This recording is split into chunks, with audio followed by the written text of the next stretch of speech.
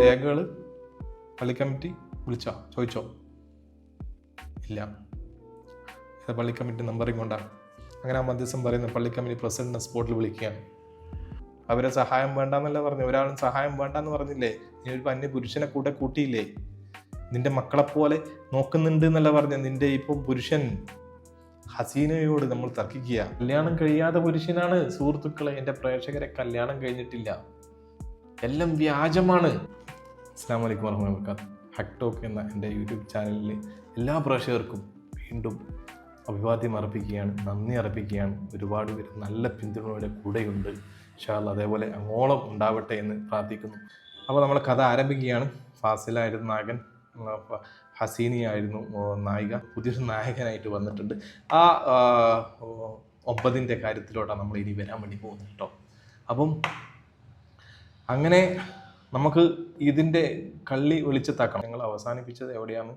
അവരുടെ കല്യാണം കഴിഞ്ഞു. അതായത് അതുവരെ കണ്ടിട്ടില്ലെങ്കിൽ നമ്മുടെ എല്ലാ എപ്പിസോഡിൻ്റെയും ലിങ്ക് താഴെ കൊടുക്കുന്നുണ്ട്. ദയവായി നിങ്ങളത് കാണണം, സപ്പോർട്ട് ചെയ്യണം, അതിന് കമൻറ്റ് ചെയ്യണം, ചർച്ചയാവണം, വിഷയമാവണം. അപ്പം ഇവരുടെ കല്യാണം കഴിഞ്ഞാണ് ഇവർ പറയുന്നു. തെളിവോ ചോദിച്ചു, ഒന്നുമില്ല. പാവപ്പെട്ട ഈ കുടുംബം എന്ത് ചെയ്യാനാ വീണ്ടും? കാരണം ഓരോ പ്രശ്നത്തിനും ആരെയാ വലിച്ചേക്കുന്നത്? സ്വന്തം മകനെയാണ്. ആലോചിച്ച് നോക്കണം. എൻ്റെ മകൻ മരിച്ചു പോയി, എൻ്റെ ഭാര്യ അതും ഇതൊക്കെ ചെയ്യാം. ഓരോ സംഭവം വരുമ്പോഴും മകൻ്റെ പേരിലാണല്ലോ ഇതറിയുന്നത്. ആരും അറിയുമ്പം എന്താ പറയുക? ഫാസിലിൻ്റെ ഭാര്യ അല്ലെങ്കിൽ പിന്നെ ഹസീന എന്ന് പറയില്ലല്ലോ, ഫസീന എന്ന് പറയില്ല. ഉപ്പാൻ്റെ പേര് പറഞ്ഞിട്ട് പറയും, ഉമ്മാൻ്റെ പേര് പറഞ്ഞിട്ട് പറയും, ഫാസിലിൻ്റെ ഭാര്യ എന്ന് പറയും. അപ്പോൾ ആ മകനെയാണല്ലോ വലിച്ചെടുക്കുന്നത്. അതുകൊണ്ട് തന്നെ അവർക്ക് അതൊന്നും വലിയ ചർച്ചയാക്കി എടുക്കാനൊന്നും താല്പര്യമില്ല. അവരവരെ വഴിക്ക് പോട്ടെ, അവരൊന്നും ഒരു വിഷയം എന്തെങ്കിലും ആക്കട്ടെ അവർ. പക്ഷേ ഈ വീടൊക്കെ എഴുതി കൊടുത്താലും കഴിഞ്ഞല്ലോ, അത് ഹൈർ. അങ്ങനെയാണ് അങ്ങനെ. അള്ളാഹ് അല്ലേ മേലെ, നമ്മൾ അള്ളയല്ലേ പഠിച്ചത്, അള്ളാഹ് തന്നെ നമ്മളെ കൊണ്ടുപോവുകയും ചെയ്യും. ഇനിയിപ്പോൾ നമുക്കിനി ഒന്നും കൊണ്ടുപോകാനുമില്ല. ഇനിയിപ്പോൾ അവർ ലോകത്ത് കാണിക്കുന്നത് എന്താണെന്ന് വെച്ചാൽ കാണിക്കട്ടെ. നമ്മുടെ 2 മക്കളുണ്ടല്ലോ, അവരെ മക്കളെ എനിക്ക് കാണണം. ഇപ്പോൾ ആ ഉമ്മാൻ്റെ കരച്ചിൽ എനിക്ക് സഹിക്കാൻ വയ്യ. ഒരു ദിവസം ഞാൻ പോയിട്ട് സത്യമായിട്ടും. കാരണം അവർ പിന്നീട് അങ്ങോട്ട് ഓരോ കാര്യങ്ങൾ തുടങ്ങുകയാണ്, വീഡിയോകൾ കൊടുക്കുകയാണ്. നമ്മുടെ കഥയിൽ അങ്ങനെയൊക്കെ ഇനിയിപ്പോൾ യൂട്യൂബിലോട്ട് വന്ന് നമ്മളെ കഥ കേട്ടോ. അപ്പോൾ അവരങ്ങോട്ട് ഡെയിലി ആയിട്ട് അവർ വീഡിയോകൾ ഇടുകയാണ്. Cooking video. നമ്മൾ 9നൊക്കെ കുക്കൊക്കെ അറിയാം, ദ ബെസ്റ്റ്. അപ്പോൾ ഓഫീസ് ജോലിയൊക്കെ അവിടെ നിർത്തി ഇപ്പം യൂട്യൂബിൻ്റെ പിന്നാലെ പോയിട്ട് ഇയാളെ കൊണ്ട് കുക്ക് ചെയ്യിപ്പിക്കുക. ഇവളിങ്ങനെ ഞമ്മയാക്കി അടിച്ചു മാറ്റിയായി. 9 പറഞ്ഞാൽ കേൾക്കുമല്ലോ, ഭയങ്കര സ്നേഹമല്ലേ. അപ്പോൾ 9നെ കൊണ്ട് കുക്ക് ചെയ്യിപ്പിക്കുക, ഇവളിങ്ങനെ അടിച്ചു മാറ്റുക. മക്കൾക്കാണെങ്കിൽ ഭയങ്കര സ്നേഹം, മട്ടൊക്കെ കെട്ടിപ്പിടിക്കുക, അത് പിടിക്കുന്നത്. പക്ഷേങ്കിൽ 9 നമുക്ക് വലിയ പേടിക്കാനൊന്നുമില്ല കെട്ടിപ്പിടിച്ചാൽ. പക്ഷേ ആ ഉമ്മ അട്ടഹസിക്കുക, സത്യമായിട്ടും. കാരണം ഈ വീഡിയോ ഉപ്പായോട് ഞാനൊരു ദിവസം പോയി പറഞ്ഞു. അവർ മൈൻഡ് ചെയ്യുന്നില്ല. വേണ്ട ചെമ്മനെ, കാണണ്ട, കേൾക്കണ്ട എന്ന് പറഞ്ഞു. ഇതിൻ്റെ കഥ അങ്ങനെയാണ് പോകുന്നത്. അപ്പോൾ നിങ്ങൾക്ക് ജീവനുള്ളവരൊക്കെ തോന്നും കേട്ടോ ചിലപ്പോൾ. അപ്പോൾ ഉപ്പാനോട് അങ്ങനെ പറഞ്ഞു, ഉപ്പ അങ്ങനെ. അപ്പോൾ ഉമ്മ കണ്ടു വീഡിയോ, വീടുന്നോ കണ്ടു, ആരോ കാണിച്ചു കൊടുത്തു. അപ്പോൾ ആ 9 വന്നിട്ട് ഈ പ്രായപൂർത്തിയാകാൻ പോകുന്ന ചെറിയ കുട്ടിയാണെങ്കിലും പെൺകുട്ടിയല്ലേ, അതിനെ കെട്ടിപ്പിടിക്കുന്ന രംഗങ്ങളൊക്കെ കണ്ടിട്ട് കരയാണ്. എന്ത് രംഗാണത്! ഉപ്പയാണ് പോലും, ഉപ്പ. ഏതുപ്പ? സ്വന്തം മകൻ ചത്ത് എന്ന് യൂട്യൂബിൽ എഴുതി തംബ്നെയിലിട്ട ഭാര്യയാണത്.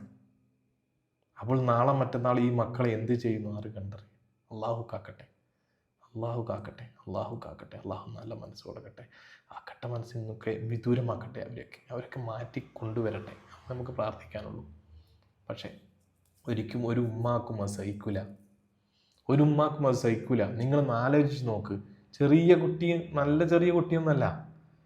ചെറിയ കുട്ടിയാണെങ്കിൽ ഒക്കെ ഇട്ട് തട്ടാൻ പറ്റുന്ന കുട്ടിയാണെങ്കിൽ ഒക്കെ, അതൊന്നുമല്ല. പക്ഷെ ഇത് അന്യപുരുഷനാണ്, കല്യാണം കഴിയാത്ത പുരുഷനാണ്. സുഹൃത്തുക്കളെ, എൻ്റെ പ്രേക്ഷകരെ, കല്യാണം കഴിഞ്ഞിട്ടില്ല, എല്ലാം വ്യാജമാണ്. ഈ ഹസീന വളരെ മിടുക്കിയാണ്. ഈ പേപ്പർ ഉണ്ടാക്കുന്ന കാര്യത്തിലൊക്കെ വളരെ മിടുക്കിയാണ്. അതുകൊണ്ട് എല്ലാവരും പറയും അവൾ പല കോലം കെട്ടും, പല കാര്യവും ചെയ്യും, നിങ്ങളൊന്നും അത് മൈൻഡ് ചെയ്യേണ്ട. ഷമീറ, നിന്റെ കഥ പോകുന്നത് എങ്ങോട്ടാണ് എന്ന് പല ആൾക്കാരും ചോദിക്കും. അവർ പല പേപ്പറുകൾ ഉണ്ടാക്കും, പല കാര്യങ്ങളും ചെയ്യും. അള്ളാഹു അല്ലേ നമ്മളെ പഠിച്ചത്, അവരെയും പഠിച്ചത്. അവർക്കുള്ള ബുദ്ധി നമുക്കുണ്ടാവില്ലേ? നമുക്കുള്ള ബുദ്ധി എല്ലാവർക്കും ഉണ്ടാവും. ശ്രമിച്ചാൽ എല്ലാം നടക്കും. അങ്ങനെ കല്യാണം കഴിച്ച പേപ്പറിന് ആവശ്യപ്പെട്ടു. മഹല്ല് കമ്മിറ്റി ഇടപെട്ടു. മഹല്ല് കമ്മിറ്റിക്ക് പേപ്പർ വേണമല്ലോ, തീർച്ചയായിട്ടും. അപ്പോൾ അവർക്ക് പേപ്പർ കൊടുക്കുന്നില്ല.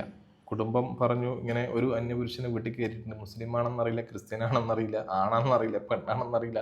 ഒരാൾ ഞാൻ കല്യാണം കഴിച്ചു എന്ന് പറഞ്ഞിട്ട് എൻ്റെ മകൾ ഒരാളെ കൂട്ടി വന്നിട്ടുണ്ട് വീട്ടിലോട്ട്. ഒന്ന് ശ്രദ്ധിക്കണം, എൻ്റെ മകൻ്റെ മക്കളുണ്ട് അവിടെ, 2 പെൺമക്കളാണ് എന്ന് ഉമ്മ ഉപ്പയൊക്കെ കമ്മിറ്റിക്കാരോട് പറഞ്ഞപ്പോൾ അവർ വീട്ടിൽ വന്ന് അന്വേഷിച്ചു. അവർ കാര്യങ്ങൾ തിരക്കി, ഇങ്ങനെയാണ് പ്രശ്നങ്ങൾ, അത് എന്താണ് നിങ്ങളെ പരിപാടി, അപ്പോൾ ആരാണ് ഇവർ? അപ്പോൾ അവർ പറഞ്ഞു, ഇങ്ങനെ ഞാൻ കല്യാണം കഴിച്ചതാണ്. അപ്പോൾ കല്യാണം കഴിച്ചതിന് തെളിവെന്താ? തെളിവില്ല. അങ്ങനെ നിരന്തരം ചോദിച്ചു. ദിവസങ്ങൾ കഴിഞ്ഞു. അദ്ദേഹത്തോട് പുറത്തുനിന്ന് ചോദിച്ചു, നിങ്ങളെ തെളിവ് പോകണ്ടായിരുന്നു, കല്യാണം കഴിച്ച ആ വീട്ടിൽ കയറാണ്. പിന്നെ അയാളെ കാണുന്നില്ല അവിടെ, അയാൾ മുങ്ങി. അങ്ങനെ കുറെ കഴിഞ്ഞും കാണുന്ന ഒരു പേപ്പറുമായിട്ട് പൊങ്ങുന്നു. അയാൾ പേപ്പറുമായിട്ട് പൊങ്ങി. അയാൾ എവിടെ ഉള്ള ആളാ? എൻ്റെ പ്രേക്ഷകർ, എൻ്റെ സഹോദരിമാരൊക്കെ മനസ്സിലാക്കണം. ഒരുപാട് കമൻ്റൊക്കെ ചെയ്തിട്ട് സപ്പോർട്ട് ചെയ്യുന്ന എൻ്റെ പ്രേക്ഷകർ മനസ്സിലാക്കണം. ഇതിങ്ങനെയൊക്കെ കാര്യങ്ങളാണ്. ഞാൻ ഈ കഥാകൃത്ത് പറയുന്നത് ഒരിക്കലും കളവല്ല, കഥയായിട്ട് മാത്രമാണ് പോകുന്നത്. അപ്പോൾ ഈ 9ൻ്റെ സ്ഥലം എവിടെയാ? ശ്രീകണ്ഠാപുരം ഭാഗത്ത്. അപ്പോൾ ചുഴലി അങ്ങോട്ട് എവിടെയോ ഭാഗത്താണ്. നിക്കാഹ് ചെയ്തത് എവിടുന്ന? കോഴിക്കോടുന്ന്. എവിടുന്ന്? കോഴിക്കോടുന്ന്. കാര്യത്തിലോട്ട് വരാം. നിക്കാഹ് ചെയ്ത മഹല്ലേതാ? ഗോവിന്ദപുരം, പാലക്കാട് ഡിസ്ട്രിക്ട്. ചെറുക്കൻ്റെ വീട് ശ്രീകണ്ഠാപുരം, പെണ്ണിൻ്റെ വീട് മുഴക്കുന്ന്. നിക്കാഹ് ചെയ്തത് കോഴിക്കോട്. അതേപോലെ നിക്കാഹ് ചെയ്ത മഹല്ല്, നേതൃത്വം കൊടുത്ത മഹല്ല് ഗോവിന്ദപുരം PO, പാലക്കാട്. ആലോചിച്ച് നോക്കിയേ, ബുദ്ധിയുള്ള ഒരാൾക്ക് അത് വിശ്വസിക്കാൻ പറ്റുമോ? കമ്മിറ്റി പേപ്പർ വാങ്ങി അവിടെ വെച്ചു. അപ്പോൾ അവരോട് ചോദിച്ചു, എന്താ മെമ്പർ ആകുന്നുണ്ടെങ്കിൽ ഇതിനെപ്പറ്റി അന്വേഷണം കാര്യങ്ങളൊക്കെ ചെയ്യേണ്ടി വരും. അവർ പറഞ്ഞ് നമുക്കിവിടെ മെമ്പർ വേണ്ട, തീർന്ന അന്വേഷണം അവിടെ നിർത്തി. എന്നാലും നമ്മുടെ മഹല്ല് നിവാസികളൊക്കെ അതൊക്കെ വളരെ ശ്രദ്ധിക്കേണ്ട കാര്യമാണ്. എനിക്കിപ്പം മഹല്ല് കമ്മിറ്റിയോടൊക്കെ വ്യക്തിപരമായിട്ട് ഇവിടെ പറയാനുള്ളതെന്ന് വെച്ചാൽ, ഇങ്ങനെയുള്ള കാര്യങ്ങൾ, എൻ്റെ ഇത് കഥ മാത്രമാണല്ലോ, അപ്പം ഇങ്ങനെയുള്ള കാര്യങ്ങൾ വരുമ്പോൾ വളരെ സൂക്ഷ്മം, വളരെ നിരീക്ഷിച്ച് ആ മഹലുള്ള കുടുംബത്തിന് പ്രൊട്ടക്റ്റ് കൊടുക്കേണ്ടതാണ് അവിടുത്തെ ആ മഹല്ല് കമ്മിറ്റി എന്ന് പറയുന്നത്. അവിടുത്തെ ഭരിക്കുന്ന ആൾക്കാർ, ആ മഹലിലെ പ്രജകൾക്ക്, ആ മഹലുള്ള ആർക്കും എന്ത് സംഭവിച്ചു കഴിഞ്ഞാലും, വരിസംഖ്യ കൊടുത്താലും കൊടുത്തിട്ടില്ലെങ്കിലും അവരുടെ ഭരണകർത്താവ് ഉമറുൽ ഖത്താബ് റളിയല്ലാഹു അൻഹുവിൻ്റെ ഭരണം നിങ്ങൾക്ക് മനസ്സിലാവുമോ? നിങ്ങൾ പള്ളി കമ്മിറ്റി കൈകാര്യം ചെയ്യുന്ന ഭരണകർത്താക്കന്മാർ ഒരംശം ഈമാൻ ഉണ്ടെങ്കിൽ, നിങ്ങൾ അതിൻ്റെ ഉമറുൽ ഖത്താബൊക്കെ ചെയ്തതിൻ്റെ, റളിയല്ലാഹു അൻഹു ചെയ്തതിൻ്റെ 1000-ൽ ഒരു കുറച്ചെങ്കിലും നിങ്ങൾക്ക് ചെയ്യാൻ പറ്റണം. അല്ലാതെ ചുമ്മാ ഒരു പേരിന് വേണ്ടി കമ്മിറ്റിയിൽ ഇരുന്നിട്ട് അങ്ങനെ ഉള്ള പോയല്ല വേണ്ടേ. ആ മഹല് തന്നെ നശിച്ചു പോകും, അതിനൊരു ശാപം പോലും വന്നു പോകും. അള്ളാഹു കാക്കട്ടെ. അങ്ങനെ അവർ നിസ്സാരമാക്കി അവിടെ വെച്ചു. എനിക്ക് എല്ലാവരോടും പറയാനുള്ളത്, എല്ലാവരും ഇങ്ങനെയുള്ള കാര്യങ്ങൾക്ക് എന്ന് പറഞ്ഞാൽ മഹലിലുള്ള ആ മരിച്ചുപോയ കുടുംബത്തിനൊക്കെ പ്രൊട്ടക്റ്റ് കൊടുക്കണം. നിങ്ങൾ അവിടെ നടക്കുന്ന തോന്നിയാസാന്നുള്ള എല്ലാവർക്കും അറിയാം. ആ കുടുംബത്തിന് പ്രതികരിക്കാനുള്ള ശേഷിയില്ലെങ്കിലും ആ മഹലിന് അതിൻ്റെ ശക്തമായിട്ട് പ്രതികരിക്കാനുള്ള ശേഷിയുണ്ട്. ആ നാട്ടുകാർക്ക് ഇടപെടാനുള്ള കഴിവുണ്ട്. പക്ഷേ ഇന്ന് നാട്ടുകാർക്ക് ഓരോ കാര്യങ്ങൾക്ക് ഇതേപോലെ ഇടപെട്ട് കഴിഞ്ഞാൽ വേറെ രീതിയിലുള്ള കേസുകളും കാര്യങ്ങളും പേടിച്ചിട്ടാണ് ആരും ചെയ്യാത്തത്. അപ്പം അവർ എന്ത് ചെയ്യണം? കൂട്ടമായിട്ട് നിന്നിട്ട് അതിന് പ്രൊട്ടക്റ്റ് ചെയ്ത്, ആ കുടുംബത്തിന് ചോദിക്കുന്നില്ല എന്ന് കരുതിയിട്ട് ആ കുടുംബത്തിനോട് വേറെ എന്തെങ്കിലും വ്യക്തിപരമായിട്ടോ വേറെ എന്തോ തമ്മാമിൽ അതിൽ കൈകാര്യം ചെയ്യുന്ന കമ്മിറ്റിക്കാർ വ്യക്തിപരമായിട്ടോ എന്തെങ്കിലും ദേഷ്യം ഉണ്ടെങ്കിലും ആ കമ്മിറ്റിയെ മൈൻഡ് ചെയ്യാതെയോ നിന്നിട്ട് ഒരു കാര്യമില്ല. അള്ളാഹു നിങ്ങളോട് ചോദിക്കും.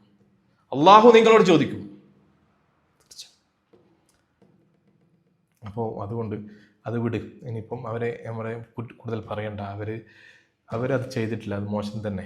അത് വേറൊരു കമ്മിറ്റി ആണെങ്കിൽ, വേറെ അന്യ മഹലൊക്കെ ആണെങ്കിൽ വളരെ ശക്തമായിട്ട് ഇടപെടുന്ന ഒരു സംഭവമാണത്. അത് വളരെ സങ്കടമുണ്ട്. നമ്മൾ ആരും കുറ്റം പറയുന്നില്ല, അവർക്ക് ടൈമില്ല. കാരണം പല ആളും പല ജോലികളും ചെയ്യുന്നതായിരിക്കും, അതുകൊണ്ടായിരിക്കും അവർ മെനക്കെടാണ്ടുണ്ടാകുക. ഞാൻ പറഞ്ഞു നമ്മൾ തന്നെ അന്വേഷിക്കാം, അവർ വിട്ടില്ല. അന്വേഷിക്കാൻ താല്പര്യമുള്ളവർക്ക് പോലും അവർ അതിൻ്റെ ഡീറ്റെയിൽസ് കൊടുത്തില്ല എന്നുള്ളതാണ്. പക്ഷേ ഡീറ്റെയിൽസ് ഒക്കെ ഉണ്ട്. അത് കിട്ടിയ സംഭവം കൂടി ഞാൻ പറഞ്ഞുതരാം. അതിനുള്ള കാരണങ്ങളും ഉണ്ട്, വേറെ വരികയാണ് ഒരുപാട് കാരണങ്ങൾ.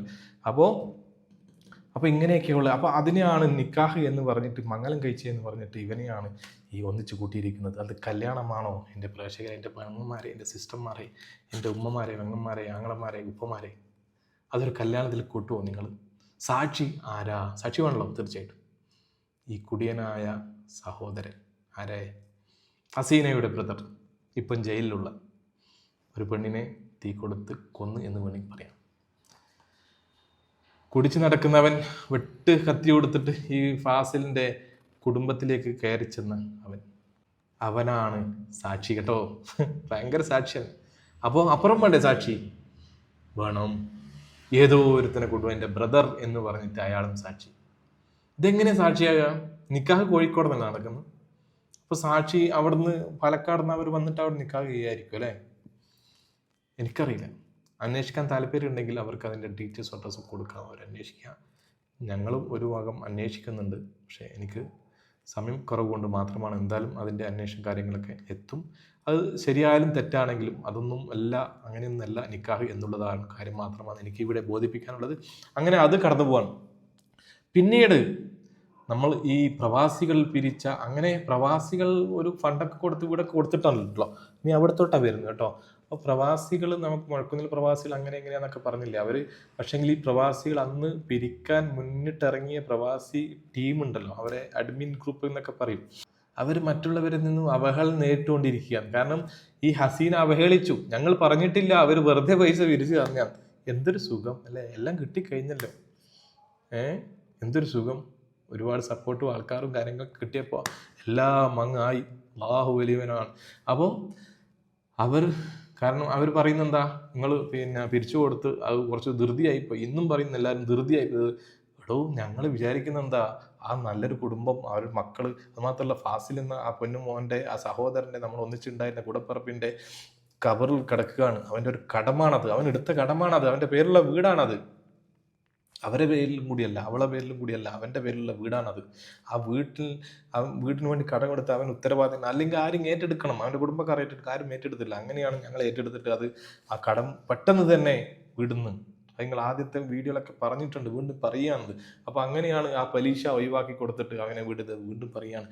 അപ്പോൾ അങ്ങനെ ആ സമയത്ത് നമ്മൾ ഒരുപാട് ഗവൺമെൻറ്റിലൊക്കെ അത് ഒഴിവാക്കാൻ വേണ്ടി ശ്രമിച്ചിട്ടുണ്ടായിരുന്നു. ഒരുപാട് സദസ്സുകളൊക്കെ പോയിട്ട് നമ്മൾ കഥ ഇങ്ങനെയാണ് പോകുന്നത്. അപ്പം കഥ പോകുമ്പോൾ ഒരുപാട് ഇങ്ങനെ നാട്ടിൽ നടന്ന കാര്യങ്ങളൊക്കെ പറയണമല്ലോ, കഥയിൽ വരുമല്ലോ. അപ്പോൾ സിനിമയാണല്ലോ, അപ്പം സിനിമയാക്കേണ്ടതല്ലേ. അപ്പം നവകേരള സദസ്സിനൊക്കെ നമ്മൾ അപേക്ഷ കൊടുത്തിട്ടുണ്ടായിരുന്നു. ആ അപേക്ഷ ഇങ്ങനെ പോകുക എന്നല്ലാതെ അതിലൊന്നും കാര്യം ഉണ്ടായിട്ടില്ല നമുക്ക്. അപ്പോൾ അങ്ങനെയുള്ള അപേക്ഷകളും കാര്യങ്ങളൊക്കെ നമ്മൾ കൊടുത്തിട്ടുണ്ടായി. ബാങ്കിനെ തള്ളണം എന്ന് കൊണ്ട് കൊടുത്തു. ഒരു വിധത്തിലും അവർ ആക്കൂല. ഈ കോപ്പറേറ്റീവ് ബാങ്കൊന്നും ഇങ്ങനെയുള്ള കാര്യങ്ങൾക്കൊന്നും ഒരു വിട്ടുവീഴ്ച ഇല്ലാത്തതാണ്. കാരണം അവർക്ക് പണം തിരിച്ച് കിട്ടിയേ പറ്റും. പിന്നെ മരിച്ചാൽ റിസ്ക് ഫണ്ട് എന്നുള്ള ഫണ്ട് ഉണ്ട്, അതിലെന്തെങ്കിലും ഇൻഷുറൻസിന് അത് കിട്ടും, അത് മാത്രമേ ഉള്ളൂ. അത് 2-3 വർഷം കഴിയും എന്നും പറഞ്ഞു. അപ്പോൾ നമ്മൾ പെട്ടെന്ന് പൈസ അടച്ച് ബാക്കി തുക അവരുടെ കയ്യിലും കൊടുത്തു. 53,000 രൂപ കയ്യിലും കൊടുത്തു, ബാക്കി അടച്ചു. മറ്റുള്ളവർ 5 ലക്ഷം 4 ലക്ഷത്തിൽ സംഭവം അതും കൊടുത്തു. മാസം 10,000 വെച്ച് കൊടുത്ത് അറബി കൊടുക്കുന്നു. പൈസയോട് പൈസ. അങ്ങനെയാണല്ലോ ഈ അഹങ്കാരമൊക്കെ വന്നത്. പൈസ വരുമാനമല്ലോ ഓട്ടോമാറ്റിക്. എൻ്റെ ബോസ് പറയും സിംഗപ്പൂരുള്ള ഷമീറ, പൈസ എന്നുള്ള സംഭവം ഒരു അഹങ്കാരമാണ്. പൈസ വരുമ്പോൾ ഓട്ടോമാറ്റിക്കായിട്ട് വരുന്ന സംഭവമാണ് അഹങ്കാരം. അത് ചിലവർക്ക് അള്ളാഹു അങ്ങനെ കൊടുക്കും. സമയങ്ങൾക്ക് അള്ളാഹു പരീക്ഷണം കൊടുക്കും. പൈസ കൂടുതൽ കൊടുത്തിട്ട് അവളെ മാക്സിമം പിശാചുക്കൾ വന്നിട്ട് അവളെ നശിപ്പിച്ചളി, അവരെ ആരായാലും. അപ്പോൾ അങ്ങനെയൊക്കെ ഉണ്ട്, അതൊക്കെ ശ്രദ്ധിക്കേണ്ട കാര്യങ്ങളാണ്. അപ്പോൾ ചുരുക്കി പറഞ്ഞു കഴിഞ്ഞാൽ അങ്ങനെ റിസ്ക് ഫണ്ട് എന്നുള്ള ഫണ്ട് ഉണ്ട്. അപേക്ഷ നമ്മൾ അന്നേ കൊടുത്തിട്ടുണ്ടായിരുന്നു, ഇവരെ കൊണ്ട് കൊടുപ്പിച്ചിട്ടുണ്ടായിരുന്നു, ഇവർ കൊടുത്തു. അങ്ങനെ ആ കൊടുക്കാനൊക്കെ എളാപ്പൊക്കെ മുന്നിട്ട് ഇറങ്ങിയിട്ടുണ്ടായിരുന്നു. ഈ ഫാസിൽക്കായുടെ ബ്രദറൊക്കെയാണ് ഇതിനു വേണ്ടി മുന്നിട്ടുണ്ടായിരുന്നു. അന്ന് ബാങ്കിൽ പോകാനും പിടിക്കാനൊക്കെ ഉണ്ടായിരുന്നു. നമ്മൾ അവരെ അയച്ചത്, അവരെന്നെ പോട്ടെ എന്ന് കരുതി. ഒന്നും സഹായിച്ചില്ല എന്ന് പറയുന്നില്ലേ. ഒരുപാട് സഹായങ്ങൾ ചെയ്തിട്ടുണ്ട് സഹോദരന്മാരെ ഒരുപാട് ചെയ്തിട്ടുണ്ട്. ഒന്നും ഇവർക്ക് ഇപ്പം ഒന്നും ചെയ്തിട്ടില്ല എന്നുള്ള മട്ടാണ്. നിങ്ങൾ മനസ്സിലാക്കണം. കളവ് പറയുന്നതിൻ്റെ ഒരു അതിര്. ഇപ്പം പലതും പറയും, നമ്മളെ വീഡിയോ കണ്ടിട്ട് ചിലപ്പം എൻ്റെ സ്റ്റോറിയാന്ന് പറഞ്ഞിട്ട് പലതും പിന്നെ സ്റ്റാറ്റസും കാര്യങ്ങളൊക്കെ ഇട്ടിട്ട് നറിക്കും, ഇങ്ങനെ കുരു പൊട്ടിക്കൊണ്ടേയിരിക്കും. പക്ഷെ അതൊന്നും വലിയ കാര്യമാക്കേണ്ട നിങ്ങൾ. അപ്പോൾ ചുരുക്കി പറഞ്ഞാൽ അങ്ങനെയുള്ള റിസ്ക് ഫണ്ട് ഈ 3 വർഷം കഴിഞ്ഞിട്ട് വരികയാണ്, ബാങ്കിൽ നിന്ന് വിളിക്കുകയാണ്, റിസ്ക് ഫണ്ട് വന്നിട്ടുണ്ട്. റിസ്ക് ഫണ്ട് വന്നിട്ടുണ്ട് എന്ന് പറഞ്ഞപ്പോൾ തന്നെ ആ ബാങ്കിൽ നമുക്ക് അറിയുന്ന ഒരാളുണ്ടായത് കൊണ്ട് തന്നെ നമ്മളും അറിഞ്ഞു. അന്ന് ബാങ്കിൽ പോയ നമ്മളും അറിഞ്ഞു, ഇവരും അറിഞ്ഞു, ഹസീനയും അറിഞ്ഞു. ഹസീന ഓടിച്ചാടി അവിടെ എത്തിയിട്ട് ആ ബാങ്കിലെ റിസ്ക് ഫണ്ട് പിൻവലിക്കാൻ നോക്കി. ഞങ്ങൾ അവിടെ തടഞ്ഞു വെച്ചു. അവർക്ക് അവകാശപ്പെട്ടതാണ്, ഫാസിലിൻ്റെ കുട്ടികൾക്ക് അവകാശപ്പെട്ടതാണ്. പക്ഷേ ഇപ്പോൾ ഇവിടെ നടക്കുന്ന സംഭവം അതല്ലാതെ കൊണ്ട് തന്നെ നമ്മൾ പറഞ്ഞ് കൊടുക്കാൻ വരട്ടെ, അവിടെ നിൽക്കുമെന്ന് പറഞ്ഞു. അങ്ങനെ അവിടെ നിന്നു. അങ്ങനെ ബാങ്കിൽ ചർച്ചയായി. അങ്ങനെ നമ്മൾ മധ്യസ്ഥം വെച്ചു. ഞങ്ങൾ ഫേസ് ടു ഫേസ്, ഹസീനയും ഞാനും അങ്ങനെ വേറെ മധ്യസ്ഥം വയ്ക്കുന്ന ആളൊക്കെ ഫേസ് ടു ഫേസ് ഇരുന്നിട്ട് സംസാരിച്ചു. ഇരുന്നിട്ട് കുട്ടികളെ പേരിൽ അങ്ങനെ ആ സമയത്തൊക്കെ ഫാസിലിൻ്റെ അനുജൻ്റെ ഭാര്യയുടെയൊക്കെ സ്വർണം ഫാസിൽ ബാങ്കിൽ വെച്ചിട്ടുണ്ടായിരുന്നു. 1,00,000 രൂപയൊക്കെ വെച്ചിട്ടുണ്ടാകും. കാരണം അവരൊക്കെ ചെറിയ ശമ്പളത്തിന് ജോലി ചെയ്യുന്നവരാണ്. അപ്പോൾ ഫാസിലിന് സഹായിച്ചതാണ് വീടെടുക്കാൻ. അങ്ങനെ ഒരുപാട് കടങ്ങളുണ്ട് സുഹൃത്തുക്കളെ, നമ്മൾ അറിയാതെ ഒരുപാട് കടങ്ങൾ ആ പാപത്തിനെ കൊണ്ട് വെപ്പിച്ചിട്ടുണ്ട് ഇവൾ. അവസാനം എന്താ പറഞ്ഞ്, പൈസ കിട്ടിയപ്പോൾ പെട്ടെന്ന് അവരെ ഉപ്പാക്ക് അവിടുത്തെ കടം വീട്ടാനാ താല്പര്യം ഉണ്ടായേ എന്ന് പറഞ്ഞില്ലേ നീ? എൻ്റെ കഥയിലെ നായിക എന്ന് പറയുന്ന രാക്ഷസി നീ പറഞ്ഞില്ലേ? അത് അവർ പറഞ്ഞതല്ല, ഓർക്കണമെന്ന്. എനിക്ക് ഓർമ്മ വന്നത് കൊണ്ട് മാത്രം ഞാൻ അവരോട് പറഞ്ഞതാണ്, ഇങ്ങനെ ഒരു പൈസ വന്നിട്ടുണ്ട്, പറ്റുകയാണെങ്കിൽ നിങ്ങളുടെ അനുജൻ്റെ, നിങ്ങളുടെ ചെറിയ മോൻ്റെ ഭാര്യയുടെ സ്വർണം എടുക്കോ, നിങ്ങൾക്ക് ഓനിക്ക് എടുക്കാൻ താല്പര്യമുണ്ടോ, ഓനിക്ക് പറ്റുമോ? അപ്പോൾ അവർ പറയുകയാണ്, അവൻ കുഞ്ഞുമോൻ ചെറിയ ശമ്പളത്തിന് ജോലി ചെയ്യുകയാണ്, അവനെ കൊണ്ടാവുമെന്നറിയില്ല, എല്ലാ വർഷവും പുതുക്കിക്കൊണ്ടിരിക്കുകയാണ്. അവൻ ഫാസിലിൻ്റെ ആവശ്യത്തിന് വേണ്ടി ഫാസിൽ വെച്ചാണ്, എൻ്റെ ഭാര്യ പറഞ്ഞിട്ട് വെച്ചാണ്, അത് പ്രശ്നമൊന്നുമില്ല, ചിലപ്പോൾ അവൻ വീടിക്കോളും, അതൊന്നും കുഴപ്പമൊന്നുമില്ല. അപ്പം ഞാൻ പറഞ്ഞു, വേണ്ട, ആ പൈസ എന്തായാലും അവനെ കൊണ്ട് വിടാനാവും. എനിക്കറിയാം അവരൊക്കെ ഓരോ ആളുടെയും വരുമാനവും കാര്യങ്ങളും വരവും ഒക്കെ, ജോലിയും ശമ്പളം കാര്യങ്ങളൊക്കെ ഏകദേശം അറിയുന്നതാണ്. അപ്പോൾ ചെറിയ കുട്ടികളാണ് എല്ലാവരും. അങ്ങനെ ഞാൻ അവരെ നിർബന്ധിക്കുകയാണ്, വേണ്ട, ഈ പൈസ എന്തായാലും 2,00,000 രൂപ ഉണ്ടല്ലോ, 1,00,000 നമുക്ക് ആ ബാങ്കിൽ കടം വീടാം, 95-99 വരും, കടം വീടാം, ബാക്കി പൈസ നമ്മളെ കുട്ടികളെ അക്കൗണ്ടിലേക്ക് ഇടാം, അങ്ങനെ ആക്കിക്കൂടെ ധാരണ എന്ന് ചോദിച്ചു. അവർ പറഞ്ഞു, ഓക്കെ, അങ്ങനെയാണെങ്കിൽ നിങ്ങളെ താല്പര്യം പോലെ അങ്ങനെയാണെങ്കിൽ അങ്ങനെ നടക്കട്ടെ, അവൻ്റെ ബാധ്യത കുറഞ്ഞ് കിട്ടുമല്ലോ, അവൻ അടക്കാനാവില്ല കുട്ടിക്ക് 1,00,000 സ്വന്തം വെച്ചാൽ തന്നെ അടക്കാൻ പറ്റാത്തൊരവസ്ഥയാണ്. ഇത്രയും പൈസ ഈ രാക്ഷസിക്ക് കിട്ടിയിട്ട് ഇതൊന്നും ചെയ്തിട്ടില്ല എന്നുള്ളതാണ് സത്യം. നിങ്ങൾ മനസ്സിലാക്കണം കേട്ടോ. എന്നിട്ട് നിങ്ങൾ വീഡിയോയിൽ പറയുന്നത് കേട്ടില്ലേ, നിങ്ങൾ പൈസക്കാ നടത്തി. എന്തൊരു കഷ്ടമാണ് കേട്ടോ ഇതൊക്കെ പറയുമ്പോൾ. നിങ്ങൾക്ക് അതിന് കമൻ്റ് ഇടുന്നുണ്ടല്ലോ, എൻ്റെ പൊങ്ങന്മാരെ, എൻ്റെ സിസ്റ്റർമാരെ, ദയവ് ചെയ്ത് ഇങ്ങനത്തെ വീഡിയോ ഒന്നും പോയിട്ട് നിങ്ങൾ കമൻ്റ് ഇടരുത്. നിങ്ങൾ എപ്പോഴും ഒരു നിരീക്ഷണത്തിൽ നിർത്തുക. അവിടെ നിങ്ങൾ എന്ത് കേട്ടാലും അങ്ങ് വീണ് പോറും. ഇപ്പം ഞാൻ തന്നെ പറയും, നിങ്ങൾ കേട്ടിട്ട് നിങ്ങൾ അവിടെ കമൻ്റുമായിട്ട് വരണം ഞാൻ പറയുന്നില്ല. നിങ്ങൾ മനസ്സിലാക്കുകയും പറയുന്നത് എന്തെങ്കിലും സത്യമുണ്ടോ, രണ്ടും കൂടി കൂട്ടി യോജിപ്പിച്ച് നോക്കുക, ടാലി ആകുന്നുണ്ടോ നോക്കുക. അല്ലെങ്കിൽ ഞാൻ പറയുന്നത് ഇങ്ങനെയാണ്, അവരിങ്ങനെയാണെങ്കിൽ നിങ്ങൾ അവരെ വിശ്വസിച്ചോ. എനിക്കൊരു വിഷയമില്ല, എനിക്ക് പറയേണ്ട കാര്യം ഞാൻ തുറന്ന് പറയുന്നുണ്ടെന്ന് മാത്രമേ. നിങ്ങൾ വിശ്വസിച്ചാലും ഇല്ലെങ്കിലും അള്ളാഹുവിൻ്റെ അടുത്ത് എനിക്ക് ഒന്നേ പറയാനുള്ളൂ, ഞാൻ പറയുന്നത് സത്യമാണ്, കാര്യമാണ്, നടന്നതാണ്, നടക്കുന്നതാണ്, കഥയാണ്. അപ്പോൾ അതുകൊണ്ട് തന്നെ ആ പൈസ അങ്ങനെയാക്കി. അങ്ങനെ അവരെ മധ്യസ്ഥം വിളിച്ചു ഇരുന്നിട്ട് അവർ പറയാണ്, ആ രാക്ഷസി വീണ്ടും പറയാണ്, പൈസയുടെ അത്യാർത്ഥി പറയാണ്, ഒരു പുരുഷനെ വീട്ടിൽ കയറ്റിയിട്ട് ഇരുത്തിയ ആ പടു ജാഹിൽ, ആ പെണ്ണ് വ്യഭിചരിച്ചുകൊണ്ടിരിക്കുന്ന ആ പെണ്ണ് പറയുകയാണ്, എനിക്ക് എന്തിനാണ് അത് ബാങ്കിലിടുന്നത്, എന്തിനാണ് അവർ വെച്ച സ്വർണം ഞാൻ എടുത്തു കൊടുക്കുന്നത്, എൻ്റെ കുട്ടികളെ പേരിൽ എന്തിനാണ് ബാങ്കിലിടുന്നത് എന്ന് ആലോചിച്ച് നോക്കണം. ബാങ്കിലിട്ടിട്ട് അതിൻ്റെ പലിശയോ അല്ലെങ്കിൽ എന്തിനാ കൂടുതൽ കാലം ഒരു പൈസയും കിട്ടത്തില്ലല്ലോ. ഇപ്പം അല്ലേ വിദ്യാഭ്യാസത്തിന് പൈസ വേണ്ടേ? അറിയുന്നതിന് സത്യം ഉണ്ടല്ലേ. ഇപ്പം വന്നിട്ട് അവർ നിങ്ങളെ മുന്നിൽ നിന്ന് കുറച്ച് പഞ്ചായത്തിൽ അടിച്ചിട്ട് അങ്ങനെ പറയുകയാണെങ്കിൽ ആ 2,00,000 രൂപ എൻ്റെ മകൾക്ക് ഇപ്പോൾ അല്ലേ അതിൻ്റെ ആവശ്യം, മകളുടെ വിദ്യാഭ്യാസത്തിന് വളരെ ചിലവല്ലേ, ഇപ്പോൾ അല്ലേ അതിൻ്റെ ആവശ്യം എന്ന് പറഞ്ഞു കഴിഞ്ഞാൽ നിങ്ങൾ ഒരു പിടി നിങ്ങളും ചിന്തിക്കും, അതല്ലേ സത്യം, അത് മതി. എന്തിനാ നമ്മൾ ഒരുപാട് കാലത്തേക്ക് പൈസ ഇടുന്നു, സുനാമിയെല്ലാം വരാൻ വേണ്ടി പോകുന്നല്ലേ, എന്തിനാ അങ്ങനെ എന്നുള്ളത് നിങ്ങൾ ചിന്തിക്കൂലേ? ചിന്തിക്കണം. പക്ഷെ നമ്മൾ കരുതലോടെ നമ്മൾ ചിന്തിച്ചത്. നമുക്ക് വിഷയമൊന്നും ഉണ്ടായിരുന്നില്ല, ഇങ്ങനെയൊന്നും തോന്നിയാസൊന്നും ഇല്ലെങ്കിൽ.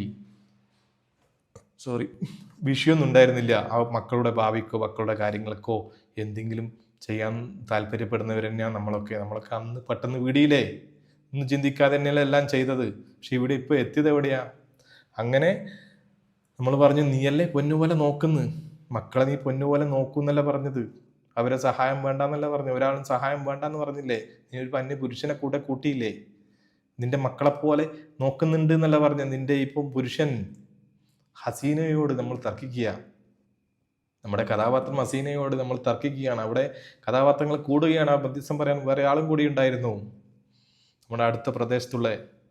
അങ്ങനെ അവിടെ തർക്കിക്കുന്ന സമയത്ത് പറയുകയാണ്, പിന്നെ കുട്ടികളെ ചെലവിന് തന്നെ വേണം എന്നുള്ളത്.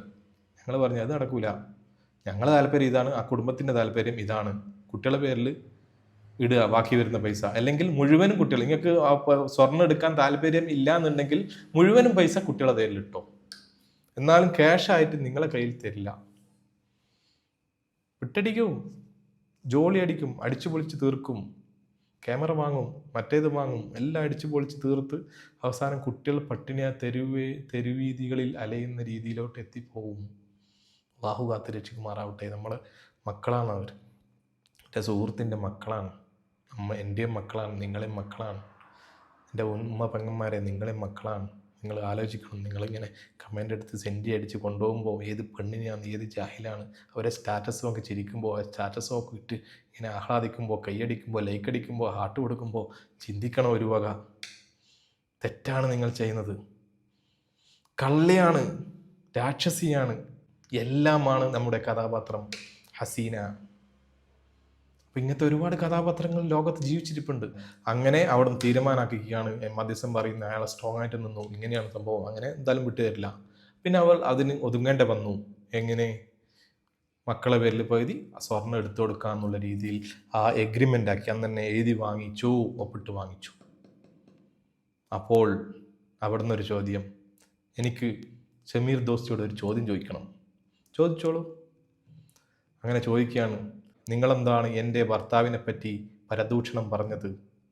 ഞാൻ ചോദിച്ചു, എന്താണ് പരദൂഷണം? മുസ്ലിം അല്ല എന്ന് പറഞ്ഞത്. ഞാൻ പറഞ്ഞു, അതിപ്പം പറയുന്നു, നിന്റെ ഭർത്താവ് മുസ്ലിം ആണോ? തെളിവെന്താ? നിന്റെ ഭർത്താവ് എന്ന് പറയാൻ കല്യാണം കഴിച്ചതാണോ? തെളിവെന്താ? അതില്ലാത്തടത്തോളം കാലം നമ്മൾ പറഞ്ഞുകൊണ്ടേയിരിക്കും. നിന്റെ കാര്യത്തിന് ഹസീന, നിന്റെ കാര്യത്തിന് എത്ര കണ്ട് ശക്തമായിട്ട് നിന്റെ ഭാഗത്ത് നിലകൊണ്ടോ, നല്ലതിനു വേണ്ടി നിലകൊണ്ടോ, നിന്റെ നല്ല കാര്യത്തിന് വേണ്ടി നിലകൊണ്ടോ, അതിലും കൂടുതൽ ശക്തമായിട്ട് നീ തെറ്റ് ചെയ്യുകയാണ്, നിനക്കെതിരെയും പ്രതികരിക്കാൻ നമുക്ക് കഴിയും. ഈ നല്ല കാര്യത്തിന് നിൽക്കുന്നവർക്ക്, സോഷ്യൽ വർക്ക് ചെയ്യുന്നവർക്ക് നല്ല കാര്യത്തിൽ നിന്നാൽ മാത്രം പോരാ, തെറ്റ് ചെയ്യുന്നവർക്കും ശക്തമായി പ്രതികരിക്കാൻ പഠിക്കണം. ആ തെറ്റ് ചൂണ്ടിക്കാണിക്കുമ്പോഴാണ് ശത്രുക്കൾ കൂടുക. അത് ഉറപ്പാ. നമ്മൾ ഒരുപാട് മധ്യസ്ഥത്തിന് പോകുമ്പോൾ ഉള്ള പ്രശ്നങ്ങളത്. നമുക്ക് ശത്രുക്കൾ ഉണ്ടാവും എപ്പോഴും. ഏതെങ്കിലും ഒരു ഭാഗത്ത് നമുക്ക് ശത്രുക്കളായിട്ട് മാറും. പക്ഷേ അത് പേടിച്ചിട്ട് നമ്മൾ മധ്യസ്ഥത്തിന് പോകാൻ നിൽക്കാറില്ല. നമ്മൾ പറയേണ്ടത് പറയും, അനുസരിക്കാൻ പറ്റുമെങ്കിൽ അനുസരിക്കുക, അത്രയേ ഉള്ളൂ. അപ്പോൾ ഞാൻ പറഞ്ഞു, ഇങ്ങനെ സംഭവം, അത് ഇനിയും പറയും, നീ തെറ്റ് ചെയ്തിട്ടുണ്ടെങ്കിൽ പറയും, നീ എന്ത് രീതിയിലാണ് നീ കല്യാണം കഴിച്ചത്? അപ്പോൾ അവിടെയാണ് നമ്മൾ വിഷയാക്കിയിട്ട് കൊണ്ടുവന്നത്. അവരിങ്ങോട്ട് ചോദിച്ചതുകൊണ്ട് നമ്മൾ അവിടെ വിഷയാക്കി, നമ്മൾ അതുവരെ ഒന്നും പറഞ്ഞിട്ടില്ല. അപ്പോൾ ഈ മധ്യസ്ഥക്കാരൻ ഇടപെട്ട്, നീ ചെയ്ത് തെറ്റാണ്, നീ ഒരു പുരുഷനെ വീട്ടിൽ കയറ്റിയിട്ടുണ്ട് അല്ലേ, അത് തെറ്റല്ലേ? അത് പറഞ്ഞില്ല, കല്യാണം കഴിച്ചിട്ടുണ്ട് എന്ന് പറഞ്ഞു. അതിൻ്റെ രേഖയുടെ എവിടെ? അത് കൊടുക്കും, പള്ളിക്ക് കൊടുക്കും എന്ന് പറഞ്ഞു. എപ്പം കൊടുക്കും? മംഗലം കഴിഞ്ഞിട്ട് എത്രയായി എന്ന് പറയുന്നത്? ഏകദേശം 3 മാസമായി. ലാഹോലവലാക്കത്തില്ല. പേപ്പർ ഉണ്ടാ? ഇല്ല. ആരെങ്കിലും അറിഞ്ഞനോ? ഇല്ല. നിന്റെ കുടുംബക്കാർ ആരെങ്കിലും അറിഞ്ഞനോ? ഇല്ല. ഈ മരിച്ചുപോയ ഭർത്താവിൻ്റെ കുടുംബക്കാർ ആരെങ്കിലും അറിഞ്ഞനോ? ഇല്ല. പിന്നെ എങ്ങനെയാ സ്വീകരിക്കുക? സാക്ഷിയുണ്ട്. സാക്ഷിയുണ്ട്. ആര്? എൻ്റെ ആങ്ങള. എൻ്റെ ആങ്ങള ആര്? കള്ളുകൂടിയൻ ആങ്ങള. പിന്നെ ഇവൻ്റെ സാക്ഷി ആര്? ഇവൻ്റെ ഒരു കസിൻ ബ്രദർ. അടിപൊളി സംഭവം. കല്യാണം നടന്നു. എവിടെ നിന്റെ വീട്? ചുഴലി. എവിടെ നിന്റെ വീട്? മുഴക്കുന്ന്. അപ്പോൾ മുഴക്കുന്നിലെ കാലി മഹല്ല് കമ്മിറ്റി ഐ ഡോ നോ. അപ്പോൾ ചുഴലിയിലെ കമ്മിറ്റി കാര്യങ്ങൾ ഐ ഡോ നോ. അപ്പം കല്യാണം സുന്നിയാണോ? അതെ, സുന്നിയാണ്. പിന്നെന്താ അവിടെ സുന്നി മഹല്ലല്ലേ, അവിടുന്ന് കഴിച്ചൂടെ? അത് അത് അത് അത് അപ്പോൾ കഴിച്ചത് എവിടെ നിന്ന്? നിക്കാഹ് ചെയ്തത് എവിടെ നിന്ന്? കോഴിക്കോട്. കോഴിക്കോട് മർക്കസ് അല്ല. അപ്പോൾ എവിടുന്ന് അപ്പം കോഴിക്കോട് നിന്ന് നിക്കാഹ് ചെയ്തു. കോഴിക്കോട് ഏത് മഹല്? ഗോവിന്ദപുരം പാലക്കാട്. ലാഹോലവലാക്കത്ത് എന്തിത് പറയുന്നു? ഗോവിന്ദപുരം പാലക്കാടാ. പള്ളിയുടെ പേര് ബദ്രിയ ഷാഫി ജുമാ മസ്ജിദ്. അടിപൊളി. അപ്പോൾ ചുഴലിക്കാരൻ പിയാപ്പിള, മുഴക്കുന്നുകാരൻ പെണ്ണ് കോഴിക്കോട് ഇന്ന് നിക്കാഹ് ചെയ്തു. മഹല് ബദ്രിയ ഷാഫി ജുമാ മസ്ജിദ്, ഗോവിന്ദപുരം പാലക്കാട്. അങ്ങനെയാണല്ലേ സംഭവം പോകുന്നത്. അപ്പം മക്കളെ, എന്നാൽ പിന്നെ ശരി, അതിൻ്റെ രേഖകൾ പള്ളി കമ്മിറ്റി ചോദിച്ചോ? ഇല്ല. പള്ളി കമ്മിറ്റി നമ്പറിങ് കൊണ്ടാണ്. അങ്ങനെ ആ മധ്യസ്ഥം പറയുന്നത് പള്ളി കമ്മിറ്റി പ്രസിഡന്റിനെ സ്പോട്ടിൽ വിളിക്കുകയാണ്. നിങ്ങളിങ്ങനെ ഒരു കല്യാണം കഴിഞ്ഞ് എന്ന് പറയുന്ന ഒരു കുടുംബമില്ലേ അവിടെ, മരിച്ചുപോയ ഫാസിലിൻ്റെ ഫാമിലി, ഒരു കല്യാണം കഴിഞ്ഞെന്ന് പറയുന്നത്, നിങ്ങൾക്ക് രേഖകൾ കിട്ടിയോ? ഇല്ല, രേഖകൾ കിട്ടിയിട്ടില്ല. അപ്പോൾ രേഖകൾ കിട്ടാതെ എങ്ങനെയാണ് ഒരു അന്യപുരുഷനെ അവിടെ ആ മഹലിലുള്ള മെമ്പറുള്ള വീടല്ലേ അത്? അവർക്ക് മെമ്പർഷിപ്പ് വേണ്ട. ആർക്ക്? പുതിയ വന്ന 9. അപ്പോൾ ആ വീട്ടിന് മെമ്പർഷിപ്പ് ഇല്ലേ? ആ വീട്ടിൽ നിങ്ങൾ രജിസ്റ്റർ ചെയ്തല്ലേ, നിങ്ങൾ മഹൽ രജിസ്റ്റർ ചെയ്തല്ലേ? അവർക്ക് എല്ലാ കാര്യങ്ങളും സപ്പോർട്ട് ചെയ്യണ്ടേ? നിങ്ങൾ എല്ലാ കാര്യങ്ങൾക്കും വേണം ചെയ്യണം. അപ്പോൾ അവിടെ നടക്കുന്ന കാര്യങ്ങൾക്ക് നിങ്ങൾ അതിന് ഉത്തരം പറയണം. അതെനിക്ക് സമയമില്ല. അപ്പം ഈ മധ്യസ്ഥം പറയാണ്, എൻ്റെ മഹലിലാണെങ്കിൽ ഞാനും കുറേ പ്രസിഡന്റ് സ്ഥാനമൊക്കെ ഇരുന്നയാണ്. ചവിട്ടി ഓടിക്കും. വരെ മുന്നെന്നാ പറയുന്നത്, സീനയുടെ മുന്നെന്നാ പറയുന്നത്. ചവിട്ടി എല്ല് പൊട്ടിക്കും. പിന്നെയൊക്കെ ഇതൊക്കെ തോന്നിയാസാണ്. അപ്പം നിങ്ങൾക്ക് എങ്ങനെ ഇവരോട് പറഞ്ഞ പേപ്പർ, അവരോട് പേപ്പറിന് കൊണ്ടുവരാൻ പറഞ്ഞിട്ടുണ്ട്, ഇതുവരെ കൊണ്ടുവന്നിട്ടില്ല. ബെസ്റ്റ് ഒരു വാട്സപ്പിൽ അയക്കാൻ പറഞ്ഞു. അപ്പോൾ ഇവർ ചോദിക്കും, വാട്സപ്പിൽ അയച്ചാൽ മതിയാ പേപ്പറായിട്ട് പ്രിൻ്റ് ഔട്ട് എടുത്ത് കൊണ്ടുവരണ്ടേ? അത് മതി, നമുക്കത് മതി, നമുക്കൊരു പേപ്പർ കിട്ടി എന്നുള്ളൊരു തെളിവേ വേണ്ടു പറഞ്ഞു. വളരെ നിസ്സാരം. നമ്മുടെ മഹല്ല് കമ്മിറ്റികൾ ഇങ്ങനെയൊന്നല്ല വേണ്ടേ. വളരെ സ്ട്രോങ് ആയിട്ട് നിൽക്കണം എല്ലാ കാര്യങ്ങൾക്കും നല്ല രീതിയിൽ അവിടെ ഒരു ഐക്യത്തോടു കൂടി പോകാൻ. ഏത് പ്രശ്നങ്ങളുണ്ടെങ്കിലും, ഏത് ഗ്രൂപ്പിൻ്റെ പ്രശ്നങ്ങളുണ്ടെങ്കിലും അവിടെ വേണ്ട നമുക്ക് ഐക്യമാണ്. നമ്മളെ നിലനിർത്താൻ വേണ്ടി, നമ്മുടെ സീറ്റ് നിലനിർത്താൻ വേണ്ടി ചിലപ്പോൾ നമ്മൾ ഗ്രൂപ്പൊക്കെ കളിച്ച് ഗ്രൂപ്പിന് ഭാഗങ്ങളാക്കിയിട്ടൊക്കെ പിടിച്ചു കൊടുക്കും. പക്ഷേ അവിടെ വേണ്ട നമുക്ക് ഐക്യമാണ്. ആ സുബാനത്തോടെ നമ്മൾ തൊട്ട് കാക്കട്ടെ, നമ്മളെല്ലാ മഹലും തൊട്ടും കാക്കട്ടെ, ഈ ഫിത്തിനെ തൊട്ടൊക്കെ കാക്കട്ടെ. അപ്പോൾ നമുക്ക് ഐക്യം വേണം. നമ്മൾ മരിച്ചു പോകുന്ന ശരീരം, മരിച്ചു കഴിഞ്ഞാൽ എല്ലാവരും മേത്തുകെട്ടിലൊക്കെ പിടിക്കാൻ ഒന്നിച്ചുണ്ടാവും. അപ്പോൾ ജീവിച്ചിരിക്കുമ്പോൾ നിങ്ങൾക്ക് ചെയ്യുന്നതിന് എന്താ? എല്ലാവരും ഒന്നിച്ച് കൂട്ടിക്കൂടെ? അഭിപ്രായ വ്യത്യാസങ്ങൾ പറഞ്ഞു തീർത്തൂടെ? മസിൽ പവർ കൊണ്ടോ, വാശി കൊണ്ടോ, അല്ലെങ്കിൽ എന്തെങ്കിലുമൊക്കെ പഴയ വൈരാഗ്യം കൊണ്ടോ, അല്ലെങ്കിൽ എനിക്ക് ആ സ്ഥാനത്ത് ഇരിക്കേണ്ടത് കൊണ്ടോ കുറേ ആൾക്കാരെ കൂട്ടി നിർത്തി കാര്യങ്ങളെന്ന കാര്യം ചെയ്തു. ശരിയല്ല. ആരും പ്രതികരിക്കാനും പോകുന്നില്ല അതിൽ. നിങ്ങളതായ കാര്യമായിട്ട് പോയിക്കും, അത്രയേ ഉള്ളൂ. എല്ലാ കാര്യവും നിങ്ങൾ വിജയം ഉണ്ടാവട്ടെ. പക്ഷെ മാറ്റി ചിന്തിക്കണം. ഒരുപാട് മാറിപ്പോയി എല്ലാവിടെയും. പക്ഷെ ഈ ഫിത്തിനെ ഉണ്ടാക്കുന്ന കുറച്ച് ആൾക്കാരുണ്ട്, അവരെ മാറ്റി നിർത്തിയാൽ തന്നെ എല്ലാ മഹലും നന്നാവും. മാറട്ടെ, എല്ലാവരെയും കാത്തുരക്ഷിമാറാട്ടെ. അങ്ങനെ ഈ സംഭവങ്ങൾ അവിടെ കഴിയാം. നമ്മൾ കഥയിലോട്ട് വരാം വീണ്ടും. അങ്ങനെ ഈ മധ്യസ്ഥനൊക്കെ അവിടെ പറഞ്ഞ് വെച്ചു. അപ്പോൾ അവരോട് പറഞ്ഞു പേപ്പർ കൊണ്ടുകൊടുക്കും എന്ന് പറഞ്ഞു. അപ്പോൾ പേപ്പർ കൊണ്ടുകൊടുത്തു. അപ്പോൾ പേപ്പർ എത്തിയിട്ടില്ല.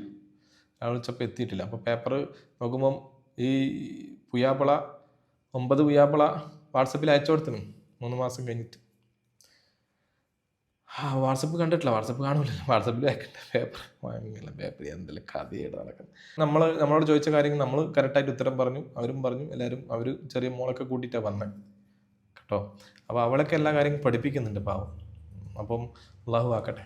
അപ്പോൾ അങ്ങനെ മധ്യസ്ഥം കഴിഞ്ഞു പോയി. പെട്ടെന്ന് തന്നെ പേപ്പർ ബാങ്കിൽ പോയിട്ട് അപേക്ഷ കൊടുക്കണം എന്ന് പറഞ്ഞു. ആദ്യം മധ്യസ്ഥം പറയുന്നത് ഞാനും ഇവരും കൂടി 2 ലക്ഷത്തിനെ തീരുമാനമാക്കണ്ടേ പെട്ടെന്ന്.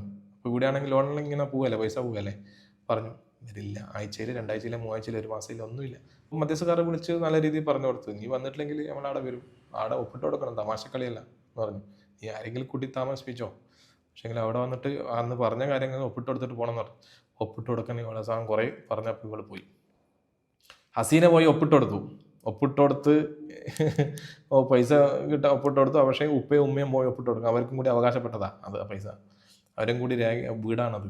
ഇവർ വല്ല കളിയൊന്നും കളിക്കണ്ട. ആ വീടൊക്കെ എല്ലാവർക്കും കൂടി അവകാശപ്പെട്ടതാണ്. ഇവിടെ പേരിന് മാറ്റിയെന്ന് എഴുതിയിട്ട് വീണ്ടും അവർക്ക് പിടിക്കാനുള്ള വകുപ്പൊക്കെ ഉണ്ട് അവിടെ. അപ്പോൾ അങ്ങനെ ഒപ്പിട്ട് കൊടുത്തു. അവസാനം ഒരു അപേക്ഷയും കൊടുത്തു, ഈ 2 ലക്ഷം എനിക്ക് മുഴുവനായിട്ട് തരണം എന്ന് പറഞ്ഞിട്ട്.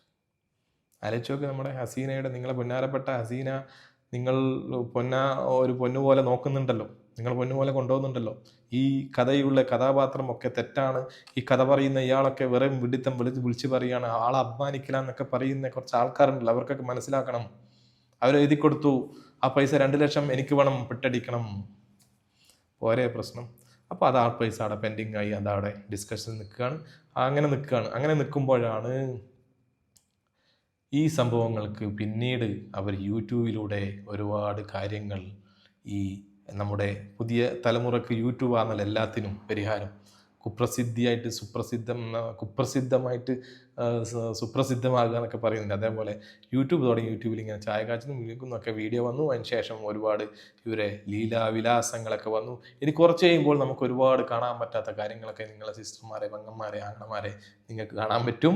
നിങ്ങൾ കാത്തിരുന്നോ. പൈസ ഉണ്ടാക്കാൻ റെഡിയായിട്ട് നിൽക്കുകയാണ്. വീഡിയോയിലൂടെ നിങ്ങൾക്ക് അവരുടെ ജീവിത ചരിത്രങ്ങൾ പറഞ്ഞു. 9ന്റെ ജീവിതചരിത്രം വേറൊരു കാര്യമുണ്ട്. അവൻ്റെ ഭാര്യ മരണപ്പെട്ടതാണ്, വീണിട്ട് മരിച്ചതാണെന്ന് പറയുന്നുണ്ട്. അള്ളാഹു കാക്കട്ടെ.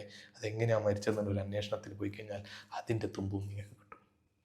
ഈ ഒരു കൊലപാതക കുടുംബം അതേച്ചു വരും. മനസ്സിലായോ? ഒരു പെണ്ണിൻ്റെ ഭർത്താവ് മരിക്കുന്നു, തീപ്പൊള്ളലിട്ടിട്ട്. ആ പെണ്ണിൻ്റെ ഭാര്യ തീപ്പൊള്ളി മരിക്കുന്നു. ആങ്ങളയുടെ 2ാമത്തെ ഭാര്യ ഓടി രക്ഷപ്പെടുന്നു. പിന്നെ ഇപ്പം കെട്ടിയ കാമുകൻ്റെ ഭാര്യയെയും കൊല ചെയ്യപ്പെട്ടതോ മരണപ്പെട്ടതോ എന്നൊന്നും നമുക്കറിയില്ല. ഇനിയിപ്പോൾ എന്ത് തെറ്റ് ചെയ്താൽ ഇവരിപ്പം നല്ല രീതിയിൽ ജീവിക്കുകയാണ്. നല്ല രീതിയിൽ ഈ ഫാസിലിൻ്റെ, നമ്മൾ നായകൻ ഫാസിലിൻ്റെ ഭാര്യ, നമ്മുടെ നായികയായ ഹസീനയും ഈ 9 ഒക്കെ നല്ല രീതിയിൽ ജീവിച്ച് ആ കുടുംബത്തിനെയും ആ ചെറിയ മക്കളെയൊക്കെ നല്ല രീതിയിൽ പോറ്റിയാണ്. സന്തോഷമേ ഉള്ളൂ. അന്യവൻ്റെ പച്ചറിച്ച് തിന്നാൻ വന്നു കഴിഞ്ഞാൽ അള്ളാഹു വലിയവനാണ്, ആരും വിടില്ല എന്നുള്ള സന്തോഷം, എന്നുള്ള മുന്നറിയിപ്പും കൂടി നിങ്ങൾക്ക് തരികയാണ്. അതുകൊണ്ട് ഈ എപ്പിസോഡ് ഇവിടെ അവസാനിക്കുകയാണ്.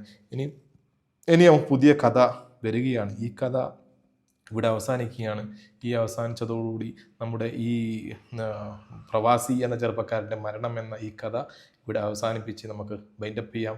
ഇനി അടുത്ത കഥയുമായിട്ട് ഷോർട്ടായിട്ട് വരാനുണ്ട്. കുറച്ച് കാര്യങ്ങളും കൂടി സത്യസന്ധമായിട്ട് പറയാനുണ്ട്. കുറേ തെളിവുകളടക്കം കുറേ ആൾക്കാരൊക്കെ ഉണ്ടാവും. ആൾക്കാരുടെ വോയിസും കാര്യങ്ങളൊക്കെ വരും. ഇൻഷാ അല്ലാഹ് അത് കാത്തിരിക്കാം.